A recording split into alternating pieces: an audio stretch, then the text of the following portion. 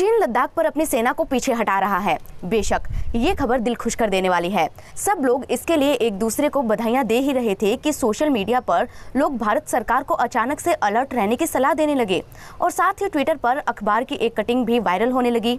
नमस्कार, मैं हूं अंशिका सारडा और इस खबर की कटिंग में साल 1962 में दिए गए चीन के धोखे का जिक्र था। लोग कह रहे थे कि 58 साल पहले भी भारत में ऐसे ही हेडलाइन छपी थी जैसे कि आज छपी है। दरअसल साल 1962 में 15 जुलाई को सभी समाचार पत्रों में गलवान को लेकर ही प्रमुख खबर छपी थी। उस दिन की एक हेडलाइन थी, Chinese troops withdraw from Galwan post. लेकिन इस खबर के छपने के कुछ महीनों बाद ही भारत और चीन के बीच 1962 का युद्ध शुरू हो गया था। तब भी गलवान था और अब भी गलवान है, जहां से चीनी सेना के पीछे हटने की खबर सामने आई है। ऐसे में लोग 1962 की घटना को याद करके सोशल मीडिया पर कई तरह के कमेंट्स कर रहे थे। कई लोगों ने लिखा कि चीन पर भरोसा कभी नहीं किया जा सकता। लोग जो कह रहे थे वो ठीक भी है।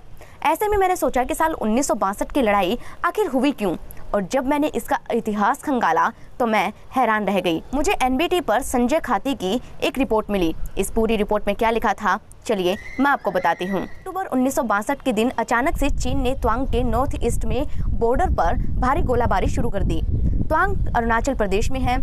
23 तारीख की सुबह चीनी सैनिक भारतीय इलाके में घुस आए और असम राइफल्स की पोस्ट पर हमला कर दिया। वहां 17 जवान मारे गए और 13 को उन्होंने बंदी बना लिया। आगे उनका मुकाबला सिख रेजिमेंट से हुआ। जबरदस्त लड़ाई चली, लेकिन फिर हमारे जवानों को एम्यूनेशन खत्म होने की वजह से पीछे हटना पड़ा। 24 अक्टूबर को तवांग पर चीन का कब्जा हो गया। 19 नवंबर तक हमलावर तवांग से 170 किलोमीटर उत्तर में बोमडिला तक पहुंच गए थे, जहां से ब्रह्मपुत्र घाटी बस कुछ ही दिन की दूरी पर थी। ठीक इसी दौरान लद्दाख के फ्रंट पर भी चीनी सेना तेजी से आगे बढ़ चुकी थी। कैलाश मानसरोवर और अक्साई चीन की जमीन को भी उन्होंने कब्जे में ले लिया था। फिर अचानक 19 नवंबर को बीजिंग में भारतीय डिप्लोमेट पूर्णेंदु कुमार बनर्जी को चीनी प्राइम मिनिस्टर चाओ एन लाई ने तलब किया और बताया कि 21 तारीख से चीन वापस लौटने लगेगा। ये ही हुआ भी। इस रहस्य को बुझाने की अनगिनत कोशिशें होती रही कि क्यों यह लड़ाई चीन ने शुरू की और क्यों अचानक इसे खत्म कर दिया। चीन आसानी से असम तक पहुंच सकता था। तेजपुर उसके लिए पहले ही खाली किया जा चुका था, जहां पर एक हवाई अड्डा भी था, लेकिन इसके बजाय उसने इस इलाके को खाली कर दिया जिसे वो अपना बता रहा था। उसने लद्दाख और अक्साई चीन को तो अपने पास रख लिया, लेकिन उस वक्त हर कोई ये ही सोच रहा था कि जब उसे अरुणाचल प्रदेश वापस लौटाना ही था तो हमला क्यों किया। इस बात की तह तक जाने के लिए हम आपको अतीत में लेकर चलते हैं। साल 1949 में माओ ने पीपल्स रिपब्लिक ऑफ चाइना की बुनियाद रखी। यह एक ऐसे समाज का सपना था जिसमें सब बराबर होंगे। लिहाजा 1955 में सामूहिक खेती का सिस्टम शुरू किया गया, जिसमें जमीन पर निजी अधिकार को खत्म कर दिया गया। माना जा रहा है कि उस फैसले के साथ ही चीन में 40% उपज गिर गई।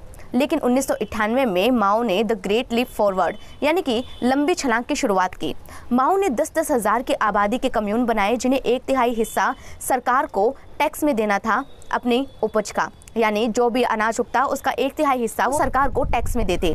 पार्टी की नज़र में चढ़ने के लिए कम्यून के पदाधिकारियों ने जब पैदावार के अनाप शनाप दावे करने शुरू कर दिए तो नौबत ये आ गई कि कई कम्यून में टैक्स देने के बाद खाना भी नहीं बचता था, यानी खाने के लिए एक भी दाना वहाँ नहीं बचता था। लेकिन इस बात से माओ को कोई खास फर्क नहीं पड़ा। उसने नई जिद शुरू की। कहा कि सामूहिक खेती के साथ ही अब जनता को प्रोडक्शन भी बढ़ाना होगा। चीन के हर घर से धातु की हर चीज़ को भट्टी में गलाने का हुक्म दे दिया गया ताकि चीन लोहे की पैदावार में ब्रिटेन को पीछे छोड़ सके। हर घर के पीछे भट्टियां लगा दी गई, जिनमें आखिरकार भस्म हुई चीन के लोगों की जिंदगियां। उस दौर के जो भूखमरी के किस्से थे वो तो दिल दहला देते हैं। करीब 4 करोड़ लोग भूख से तड़प कर मर गए। हर घर में रोजाना कुछ न कुछ मौतें होती थी। लोगों के हाथ जो लगता था वो उसे ही खा लेते थे, यहाँ तक कि इंसानों को भी। लोग अपने बच्चों को नहीं खा सकते थे, इसलिए वो बच्चे आपस में अदल बदल कर लेते थे। ये सब उस देश में हो रहा था जिसके सरकारी गोदाम अनाज से भरे पड़े थे और जहाँ का अनाज एक्सपोर्ट भी हो रहा था। हम सबके मन में ये सवाल उठता है ना कि चीन के लोग सब कुछ कैसे खा जाते हैं, कोई भी जानवर वो छोड़ते नहीं हैं। शायद यहीं से उनके सब कुछ खाने की शुरुआत हुई थी।